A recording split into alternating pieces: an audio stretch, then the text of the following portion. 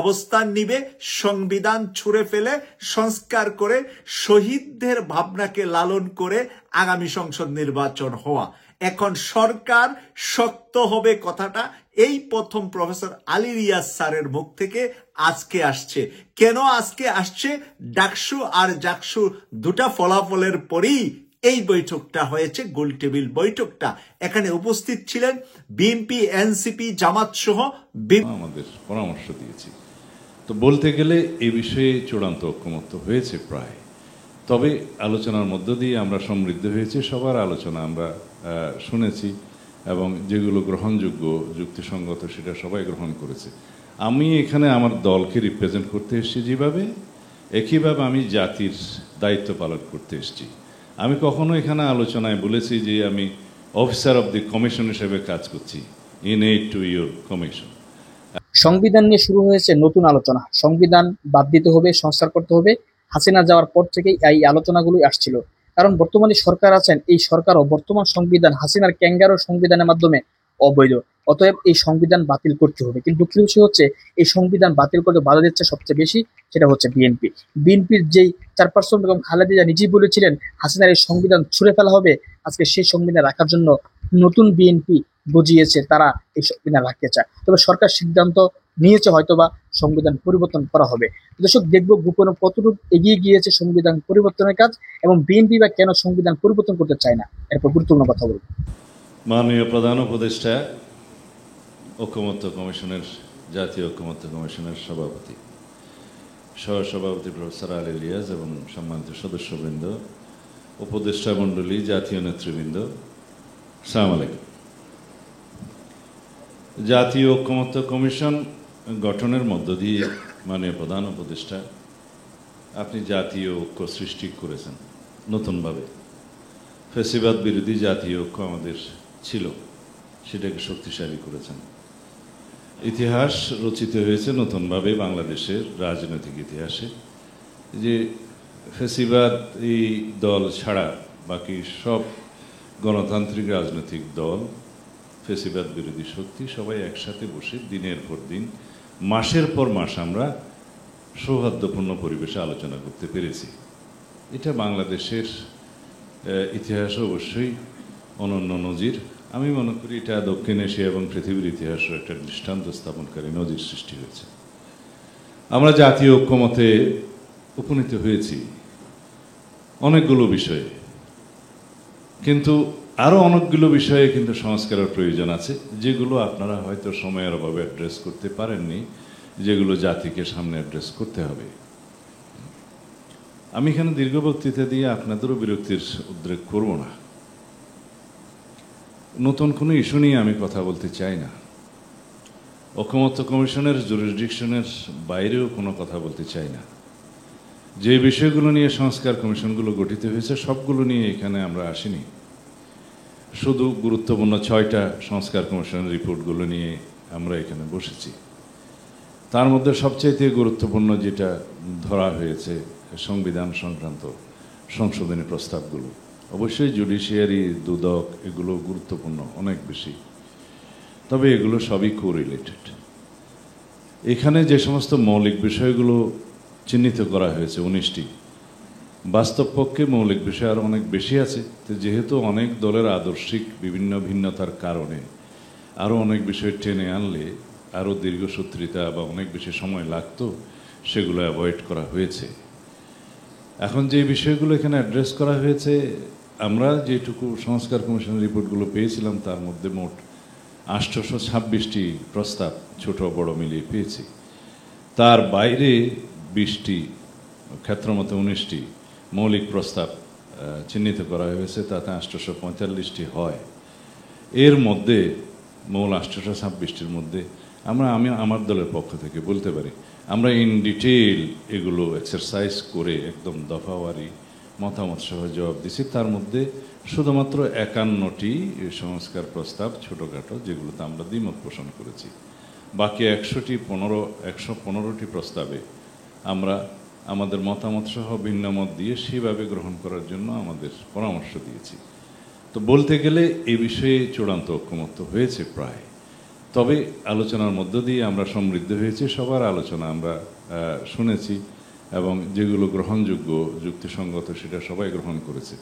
আমি এখানে আমার দলকে রিপ্রেজেন্ট করতে এসেছি যেভাবে, একইভাবে আমি জাতির দায়িত্ব পালন করতে এসেছি। আমি কখনো এখানে আলোচনায় বলেছি যে আমি অফিসার অব দি কমিশন হিসেবে কাজ করছি, in aid to your commission. এখন সেই দায়িত্ব থেকে কখনো আমি দলের অবস্থানের ঊর্ধ্বে উঠে কথা বলেছি জাতীয় স্বার্থে। সেই হিসাবে আমি অনেকের মধ্যে লক্ষ্য করেছি সেই জাতীয়টা বা জাতীয় দাবিটা অথবা জাতীয় দায়িত্ব পালন করতে, সেটা আমি অ্যাপ্রিসিয়েট করি। কিন্তু দিন শেষে আমরা এখন যখন বাস্তবায়নের প্রক্রিয়ায় চলে এসেছি, এখানে আমার কাছে মনে হয়েছে আমরা বোধহয় এটাকে আরেকটা জটিলতার দিকে নিয়ে যেতে চাচ্ছি। কিন্তু ন্যাশনের কাছে আমরা এমন কোনো প্রেসিডেন্ট রেখে যেতে চাই না, অন্ততপক্ষে হেডেড বাই প্রফেসর ইউনুস, যেটা দুদিন পরে টিকবে না, যেটা দুদিন পরে জুডিশিয়ারিতে নাল অ্যান্ড ভয়েড হয়ে যাবে, যেটা দুদিন পরে চ্যালেঞ্জড হয়ে যেতে পারে। আমরা সবসময় অ্যাপ্রোচ করেছি যে আমরা যে সমস্ত সংস্কার প্রস্তাবগুলোতে একমত হয়েছি তার মধ্যে আশু বাস্তবায়নযোগ্য, মধ্যমেয়াদী বাস্তবায়নযোগ্য, যেগুলো কনস্টিটিউশনকে স্পর্শ করে না সেগুলো এখনই বাস্তবায়নের উদ্যোগ নিন, এবং বাস্তবায়ন হচ্ছে, প্রতিদিনই হচ্ছে। হয়তো আইন মন্ত্রণালয়ের মাধ্যমে সেগুলো প্রসেসড হয়ে ক্যাবিনেট পাশের মাধ্যমে অধ্যাদেশ অথবা নির্বাহী আদেশের জন্য যেগুলো অপেক্ষমান আছে কিছু সময় লাগে, প্রসিডিউরাল বিষয়, বাট সব কিছুই পাইপলাইনে আছে বলে আমরা দেখেছি এবং বিশ্বাস করি এগুলোর মধ্যে বাস্তবায়ন হয়ে যাবে। বাকি রইল শুধুমাত্র 19টা সাংবিধানিক ইস্যু, যেগুলো আমরা এখানে কিছু কিছু বিষয়ে নোট অফ ডিসেন্ট সহ আমরা একমত হয়েছি। কারণ আমরা আমাদের বিবেচনায় মনে করেছি যেহেতু যেমন আর্টিকেল 70-র ক্ষেত্রে যে 4টি বিষয়ে এমপিদের স্বাধীনতা না থাকলে ভালো হয়, কেউ কেউ দুটো, মিনিমাম সবাই একমত হয়েছে দুটোতে, কেউ 3টাতে। তো এগুলো যেভাবে আমরা নোট অফ ডিসেন্টটা দিয়েছি সেই ভাষাটা উল্লেখ করে সনদ তৈরি হচ্ছে এবং সেইভাবে আমরা স্বাক্ষরিত করব। যারা জনগণের ম্যান্ডেট পাবে তারা সেই হিসাবে তাদের নোট অফ ডিসেন্টটা রক্ষা করে তারা সেটা বাস্তবায়ন করবে। এটা খুব জটিল কোনো বিষয় নয়। এখন সেই রকম 2-3টা গুরুত্বপূর্ণ বিষয় আমি এখানে উচ্চারণ করে সময় নষ্ট করব না, বাদে বাকিগুলো খুবই সিম্পল নোট অফ ডিসেন্ট, এটা বাস্তবায়ন করা খুবই সহজসাধ্য। কিন্তু ফোরামটা কোনটা? ফোরাম হচ্ছে শুধু কনস্টিটিউশনাল প্রভিশনগুলো পরবর্তী জাতীয় সংসদ ছাড়া অন্য কোনো ফোরাম এটা করতে পারে কিনা, এটাই হচ্ছে আমাদের একদম 1 নম্বর প্রশ্ন। যদি পারে, সেরকম কোনো আইনি সহায়তা বা পরামর্শ যদি থাকে, সেটা দেওয়ার জন্য উপযুক্ত জায়গা হচ্ছে সুপ্রিম কোর্ট। আমরা সেখানে যেতে পারি, সহায়তা নিতে পারি যে এটা আমরা কিভাবে বাস্তবায়ন করব before the formation of the next parliament. আমরা সেখানেও একমত। যদি এর বাইরেও কোনো আইনি এবং বৈধ প্রক্রিয়া থাকে আমাদেরকে জানান, খুঁজে বের করুন, আমরা একমত। আমরা যে কোনো মুহূর্তে সনদে স্বাক্ষর করার জন্য প্রস্তুত আছি, সেটা আগেও বলেছি। আপনি জাতির উদ্দেশ্যে যতবারই ভাষণ দিয়েছেন, বলেছেন আমরা এটা জাতীয় ঐকমত্যের ভিত্তিতে সকল রাজনৈতিক দল যে সমস্ত সংশোধনীতে একমত হবে প্রস্তাবে, সেগুলো আমরা কম্পাইল করে সংকলিত করে একটা জাতীয় প্রতিশ্রুতি প্রণয়ন করব। নিশ্চয়ই আপনার স্মরণ আছে আপনার 6 তারিখের বক্তৃতা জুনের বলেছেন যে আমরা এখনই কিছু বাস্তবায়ন করব, আর কিছু বাস্তবায়নের উদ্যোগ নেব, যেগুলো অনিষ্পন্ন এবং অসম্পূর্ণ থাকবে পরবর্তী সরকার করবে, এবং পরবর্তী জাতীয় সংসদে সবাই এই সমস্ত বাস্তবায়ন করার জন্য অঙ্গীকারাবদ্ধ থাকবে। এটা আপনার স্পিচ থেকে আমি বলছি। তা আমরা সেই জায়গায় আছি। কিন্তু এরপরও আমি বলতে চাই, জাতীয় স্বার্থে, ঐকমত্যের স্বার্থে, আমাদের ডিসিপ্লিনের স্বার্থে, আমরা ভবিষ্যতে ফেসিবাদ বিরোধী জাতীয় ঐক্যটাকে যাতে ধরে রাখতে পারি এবং শক্তিতে রূপান্তর করতে পারি, সেজন্য আমরা আরও বেশি নেগোশিয়েট করব, কম্প্রোমাইজ করব। আমরা আলাপ আলোচনার মধ্য দিয়ে যদি সেরকম কোনো পন্থা বের করতে পারি, আমরা আমাদের পরামর্শ দিয়েছি, সেই পন্থাতে আমরা একমত হব। এখন যেগুলো আমাদের বুদ্ধি বিবেচনায় আসছে তা হলো এই যে সনদটা প্রস্তুত হয়েছে তার মধ্যে অবশ্য কিছুটা ক্লারিক্যাল মিস্টেক এবং বুকভ্রান্তি আছে, কিছুটা আবার এক্সক্লুশন হয়। আমি এটা প্রফেসর আলী রিয়াজ সাহেবের দৃষ্টি আকর্ষণ করেছি, এটা আমরা কারেকশন করে দেব। এটা মেজর কিছু নয়, তবে যেহেতু এটা জাতীয় দলিল হবে, রাজনৈতিক সমঝোতার দলিল হবে, ঐতিহাসিক দলিল হবে, সেটা নির্ভুল হওয়া বাঞ্ছনীয়। এবং সবার মতামতে যেহেতু এটা গৃহীত হয়েছে, যে বিষয়গুলো আলোচিত হয়নি সেই বিষয়গুলো ইনক্লুড করা ঠিক হবে না। বিতর্ক যত কম করা যায়, বিতর্ক যত কম সৃষ্টি করা যায়। এখন আসি বাস্তবায়ন নিয়ে, কেন আমাদেরকে আবার বসতে হলো? 31শে জুলাই তো আমাদের সব কিছু সমাপ্ত হয়ে যাওয়ার কথা ছিল, আমাদের এগুলো ওয়াইন্ডিং আপ করে ঐকমত্য কমিশনের কর্ম সমাপ্ত হওয়ার কথা ছিল। একদম লাস্ট মোমেন্টে দুই একটি রাজনৈতিক দলের পক্ষ থেকে বলা হয়েছে এটার আইনি ভিত্তি না থাকলে আমরা এই সনদে স্বাক্ষর করতে পারবো কিনা সেটা চিন্তা করতে হবে। তখন আমরা বলেছি আসুন, যদি আইনি ভিত্তি কী দেওয়া যায় সেই বিষয়ে যদি কোনো আলোচনা হয় আমরা আলোচনায় অংশগ্রহণ করব। এবং সেই আলোচনা পরবর্তীতে শুরু হয়েছে। সেই আলোচনার আগে আপনারা বিশেষজ্ঞ মতামত নিয়েছেন, তার মধ্যে সাবেক বিচারপতি ছিলেন, আইনজ্ঞ ছিলেন, প্রফেসররা ছিলেন, সবাই আপনারা মতামত নিয়েছেন।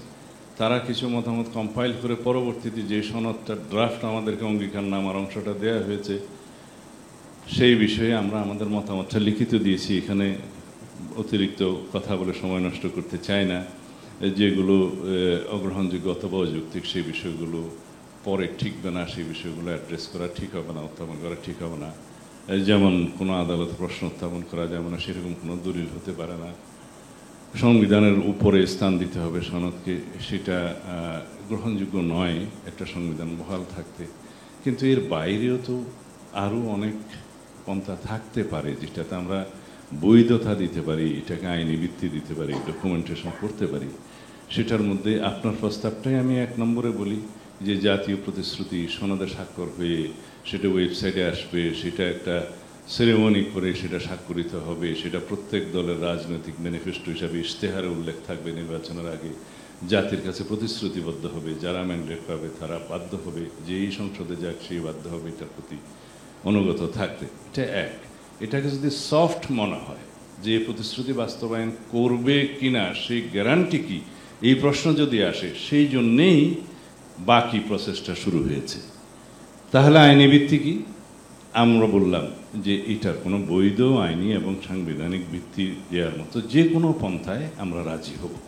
সেটার একটা মতামত নিই আমরা। চলুন আমরা অ্যাপেলেট ডিভিশনের পরামর্শ নিই যে এটা কোনো এক্সট্রা কনস্টিটিউশনাল অর্ডার অথবা স্পেশাল কনস্টিটিউশনাল অর্ডার করে এটা করা যায় কিনা, সেটাও তাদেরকে প্লেস করা যায়, মতামত নেওয়া যায়। তাহলে পরে ভবিষ্যতে জুডিশিয়ারিতে সেটা চ্যালেঞ্জ করলেও বলতে পারবে যে এটা আমরা মতামত দিয়েছিলাম। এখন সেটা পরামর্শ আকারেও দিতে পারে, এন্টারটেন করতেও পারে, নাও করতে পারে, বাট আমরা তো পাঠাইনি এখনো। এটা একটা। দ্বিতীয়টা হচ্ছে, যদি আমরা সবাই মিলে এমন একটা প্রসিজিওরে যাই, যেটা এখানে আমি সবার সামনে আলোচনা করতে চাই না, যেখানে জুডিশিয়ারি মতামত দিতে অনেকটা এটা অ্যাডমিট করতে বাধ্য হবে যে ঠিক আছে আমরা এটা অ্যাডমিট করলাম, একটা প্রসেস আছে, সেখানেও তাদের মতামত নেওয়া যায়। এটা হচ্ছে all about judicial opinion. But practically যেটা দাঁড়াবে, যে প্রস্তাবগুলো এখানে এসছে যে স্পেশাল কনস্টিটিউশনাল অর্ডার নেই, সেটা আপনি করলেন, আমরা কেউ কিছু বললাম না। ঐকমত্য কমিশন থেকে আপনাকে আমরা দায়িত্ব দিলাম যে সেটা you please decide it how to implement all those charter points. তারপর আপনি করলেন। কিন্তু যে কোনো একজন সিটিজেন যদি সেটা নিয়ে চ্যালেঞ্জ করে কোথাও যায়, আমরা করলাম না, পলিটিক্যাল পার্টিস, সেটা আপনার গ্লোবাল রিপুটেশন নিয়ে অনেকে হয়তো কোশ্চেন তুলবে। সেটা আমরা কখনোই আপনার উপরে যাক সেটা চাই না। একদম যেটা বাস্তবায়ন যোগ্য সে একটা প্রসেস বের করুন। আপনারা তো বিশেষজ্ঞ মতামত নিয়েছেন অনেকের, তারা যা যা বলেছে তার মধ্যে যদি আপনি অ্যাপ্রোপ্রিয়েট মনে করেন যে আমি এই পদ্ধতিতে বাস্তবায়ন করব, ইউ আর অ্যাট লিবার্টি, আমাদের কোনো বক্তব্য থাকবে না। যদি আপনি উপযুক্ত মনে করেন আমি জুডিশিয়ারির মতামত নেব, ইউ আর অ্যাট লিবার্টি। তারপরেও এটার একটা সমাধান করেন, অনিশ্চয়তাটা কেটে যাক। আমরা এই আহ্বানটা আপনার কাছে এই জন্যেই জানাচ্ছি।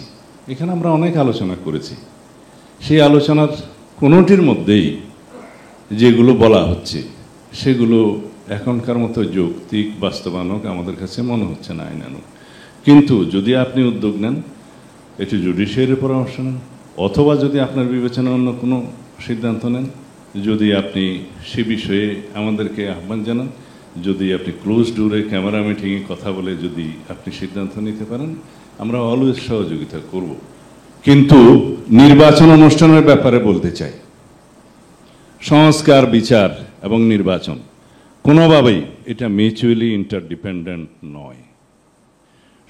সংস্কার মতো চলবে, এটা কন্টিনিউয়াস প্রসেস। বিচারে কখনো টাইম লিমিট করা যায় না, অবিচার হবে তাহলে সেটা চলবে, যে গভর্নমেন্টই আসুক। আমরাই সবচেয়ে বেশি অবিচারের শিকার, পারসিকিউশনের শিকার হয়েছি, গুম, হত্যা, নির্যাতনের শিকার হয়েছি। এটা আমাদের কমিটমেন্ট, জাতির কমিটমেন্ট, সেটা চলবে। কিন্তু নির্বাচনকে এটার কন্ডিশনাল করা যাবে না। আর যদি ফেব্রুয়ারির প্রথমার্ধে বাংলাদেশে নির্বাচন অনুষ্ঠানের জন্য যে কোনো রকমের একটা অনিশ্চিত পরিবেশ সৃষ্টি হয়, সেটা ফেসিবাদ চেষ্টা করছে। যদি আমরা এরকম কোনো কর্মকাণ্ড করি যে ফেসিবাদী শক্তি সুযোগ পাবে, আশকারা পাবে, সেটা আমাদের জাতীয় জীবনের জন্য, অনেকে বলছে যে এটা ন্যাশনাল সিকিউরিটি থ্রেট হবে, আমি মনে করি এটা রিজিওনাল সিকিউরিটি থ্রেটও হতে পারে। এখানে দুইটা রিজিওনাল শক্তি, একটা বিশ্ব শক্তি ইনভলভ হয়ে যাবে। আমরা বাংলাদেশকে সেই জায়গায় নিয়ে যেতে চাই না। যে কোনো মূল্যে আমাদেরকে নেক্সট ইলেকশন, যে টাইম লাইন আপনি ঘোষণা করেছেন, নির্বাচন কমিশনকে নির্দেশনা দিয়েছেন, সেই টাইম লাইনে নির্বাচন হতেই হবে, বা এটার উপরে কন্ডিশনাল কোনো কিছু নয়। তা আমরা আশা করি জাতীয় ঐকমত্য কমিশনের আরও চেষ্টার মধ্য দিয়ে, মাননীয় প্রধান উপদেষ্টা আপনার ব্যক্তিগত উদ্যোগের মধ্য দিয়ে এটার সমাধান হবে, এই বিশ্বাস আমার। জাকসু শুধু নির্বাচন হয়নি, এখানে শুধু শিবির বিজয়ী হয়ে থেমে গিয়েছে বিষয়টা এমন নয়। এখন জাতীয় পর্যায়ে সরকার ডক্টর মোহাম্মদ ইউনূস অনেক শক্ত হয়ে গিয়েছেন।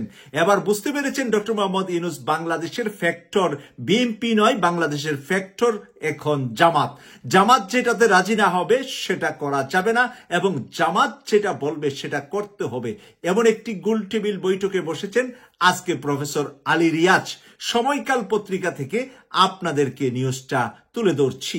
প্রথমেই হেডলাইনটা বলছি, জুলাই সনদ ও নির্বাচন নিয়ে সরকার শক্ত হতে হবে।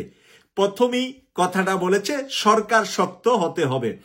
জুলাই জাতীয় সনদ বাস্তবায়ন ও আগামী ফেব্রুয়ারিতে নির্বাচন আয়োজনে 3টি পথ রয়েছে বলে মনে করেন জাতীয় ঐক্যমত্য কমিশনের সহসভাপতি অধ্যাপক আলী রিয়াজ। উনি 3টা পথের কথা বলেছেন। প্রথম কথাটা উনি বলেছেন রাজনৈতিক সমঝোতা।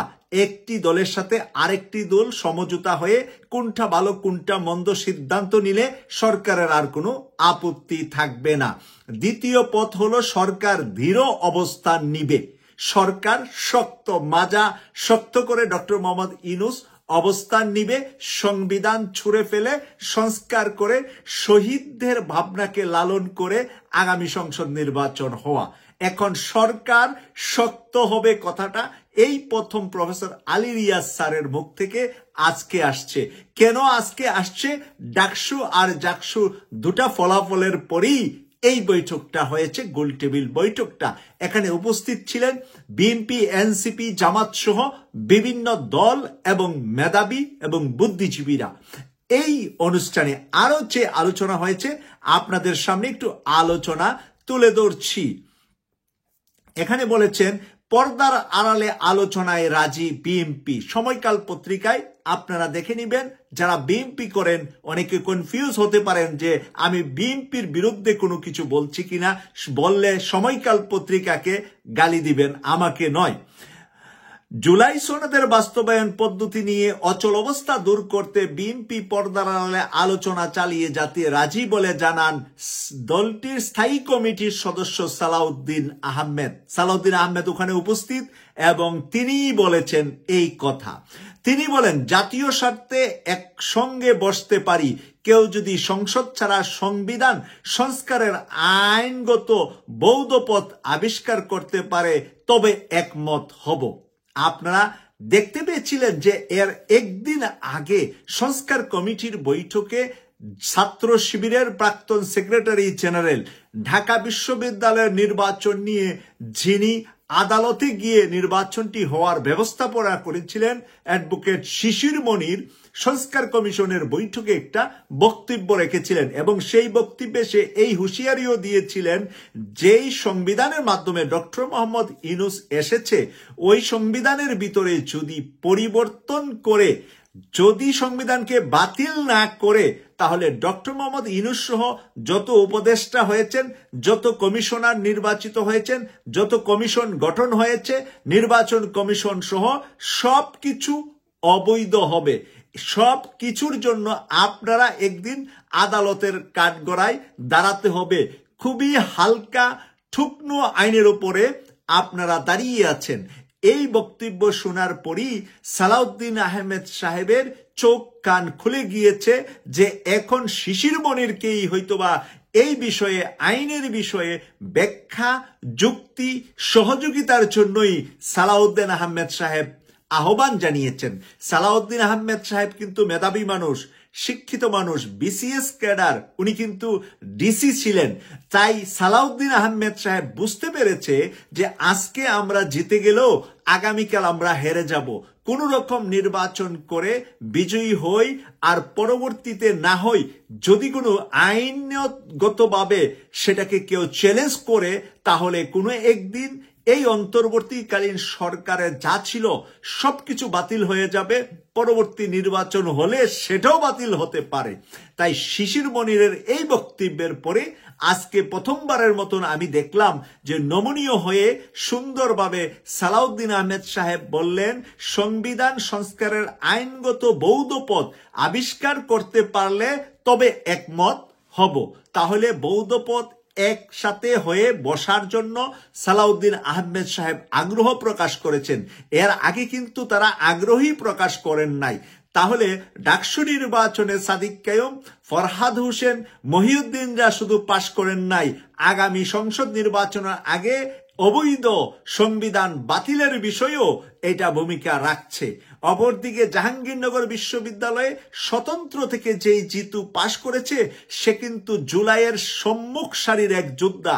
আগে সে ছাত্রলীগ করতেন, আওয়ামী লীগ যখন অন্যায় অত্যাচার জুলুম শুরু করে দিয়েছে, আমাদের সন্তানদেরকে হত্যা শুরু করে দিয়েছে, সে ছাত্রলীগ থেকে পদত্যাগ করে জুলাই যোদ্ধাদের সাথে অংশগ্রহণ করে সম্পূর্ণ জুলাই যোদ্ধার একজন ফাইটার হিসাবে জাহাঙ্গীরনগর বিশ্ববিদ্যালয়ের ছাত্রদের নেতৃত্ব দিয়েছিলেন।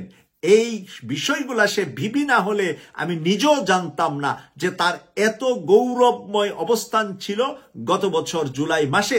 তাই স্বতন্ত্র থেকে ভিপি হয়েছে। এখানে বিএনপিও পায় নাই, শিবিরও পায় নাই, অন্য কোনো দলও পায় নাই। এই একটি আসন, উজ্জ্বল আসন, সেই উপরের আসনটা পেয়েছে একজন জুলাই যোদ্ধা। আমি সেলুট জানাই জিতুকে যে সে ছাত্রলীগ আগেই ছেড়ে দিয়েছে। হাসিনা থাকা অবস্থায় চ্যালেঞ্জের মুখে তার নিজের জীবনকে বাজি রেখে চ্যালেঞ্জ করে হাসিনার বিরুদ্ধে রাস্তায় সে যোদ্ধা হিসাবে সম্মুখ সারিতে ছিলেন এবং সে স্বতন্ত্র প্রার্থী হয়েছেন, বিজয়ী হয়েছেন। তাই সে কিন্তু ছাড় দিবে না বিএনপিকে, ছাড় দিবে না অন্য কোনো দলকেও, কারণ সে জুলাই যোদ্ধা। আর ছাত্র শিবিরের যারা সেক্রেটারি, জিএস, এজিএস, একজন ছেলে একজন মেয়ে, ওরাও তাদের একই সাথে নেতৃত্বে ছিলেন জাহাঙ্গীরনগর বিশ্ববিদ্যালয়ে। আর ছাত্র শিবিরের যে ভিপি প্রার্থী যে ফেল করেছে, সে কি বলেছে, জিতু জিতেছে, আমি জিতেছি, তাই আমার স্বপ্ন যা ছিল সবগুলা তার মাধ্যমে বাস্তবায়নের জন্য আমি তার সহযোগী হিসাবে সব সময় পাশে থাকব। এই ধরনের সুন্দর উক্তি ছাত্র শিবিরই করতে পারে। যদি এটা ছাত্রদলের আমার আদিব ভাই এবং যারা এই ছাত্রদল থেকে পাশ করতে পারেন নাই ঢাকা বিশ্ববিদ্যালয়ে অথবা জাহাঙ্গীরনগর বিশ্ববিদ্যালয়ে, তারা যদি নতুন প্যানেলগুলাকে তারা যদি একটা স্বাগত জানিয়ে দিতেন যে আমাদের ভাইয়েরাই পাশ করেছে, যারা পাশ করেছে সবাই জুলাই যোদ্ধা, সবাই জুলাই স্বৈরাচার শেখ হাসিনার বিরুদ্ধে ছিল, তাই তাদের পাশে আমরা খুশি, আমরা তাদের পাশে আছি। এতে করে ছাত্রদলের মান মর্যাদা রাজনীতিতে অনেক ধাপ উপরে উঠে যেত। কিন্তু বিরোধিতা করে মানি না, এখানে হয়েছে, চুরি হয়েছে, এরকম কথাবার্তা বলে বিএনপির তারেক রহমান সহ বিএনপির নেতৃস্থানীয় নেতাদেরকে এখন মানুষ নাম শোনার পরে বকা দে, গালি দে, মন্দ কথা বলে। আর এই কারণেই সালাউদ্দিন সাহেব বুঝতে পেরেছে এই গালি মন্দ ফেসবুক, ইউটিউবে প্রতিদিন লক্ষ লক্ষ খাচ্ছে বিএনপির শীর্ষ নেতারা। সালাউদ্দিন আহমেদ সাহেব নিজেও গালি খাচ্ছেন, কিন্তু আজকে শিশির মনিরের কথায় তার চোখ খুলে গিয়েছে। শিশির মনির এখন ছাত্র শিবিরের সম্পদ না, শিশির মনির এখন জামাত ইসলামীর সম্পদ না, শিশির মনির এখন বাংলাদেশের সম্পদ। বাংলাদেশকে রাখতে হলে, রক্ষা করতে হলে, আইন বুঝতে হলে, আইন বাস্তবায়ন করতে হলে আমাদের প্রধান বিচারপতি, অ্যাটর্নি জেনারেল আর শিশির মুনির এই তিনজনের ভিতরে খুব কাছাকাছি সম্পর্ক আছে। এই সম্পর্ককে আমরা সবাই মিলে তাদেরকে দায়িত্ব দিয়ে আগামীর বাংলাদেশ গড়ার জন্য পচা গান্দা সংবিধান ফেলে দিয়ে নতুন সংস্কার করে, সংস্কারের মাধ্যমে জুলাই যোদ্ধাদেরকে সম্মান জানিয়ে আগামী সংসদ নির্বাচন করলে সবাই বেঁচে যাবে, নতুবা কেউ বাঁচবে না। ডক্টর মোহাম্মদ ইউনূস জেনে ফেলেছে তিনিও বাঁচবেন না। তাই ডক্টর মোহাম্মদ ইউনূস পুরাতন সংবিধানের মাধ্যমে এই নির্বাচন করবে না, না, না, না। আমি 3 বার বললাম করবে না। আপনারা আমার কথাটার বাস্তবায়ন ফেব্রুয়ারি পর্যন্ত আমার চ্যালেঞ্জটা দিলাম। ফেব্রুয়ারিতে গিয়ে আপনারা এই চ্যালেঞ্জের আনসার পাবেন যে ফেব্রুয়ারিতে জুলাই সনদ বাস্তবায়ন ছাড়া বাংলার মাটিতে নির্বাচন হচ্ছে না। কেটিভি 24 কে সাবস্ক্রাইব করে আমাদের পাশে থাকবেন। হাজার হাজার নয়, লক্ষ লক্ষ ভাই বোনেরা আমাদের ফেসবুকে ফলোয়ার, ফেসবুকে অনুষ্ঠান দেখে দর্শক আলোচনাগুলো শুনেছেন, শুনে বুঝতে পেরেছেন যে বিএনপি কেন সংবিধান পরিবর্তন করতে চায় না, বিএনপি কেন আসলে এই সংবিধান পরিবর্তন করতে তাদের সমস্যা হয়। আর যেই বিএনপির নেত্রী সংবিধান পরিবর্তন করতে চেয়েছে, তাহলে এখন তারা কেন চায় না, এই প্রশ্নগুলো জনগণের সামনে চলে আসে।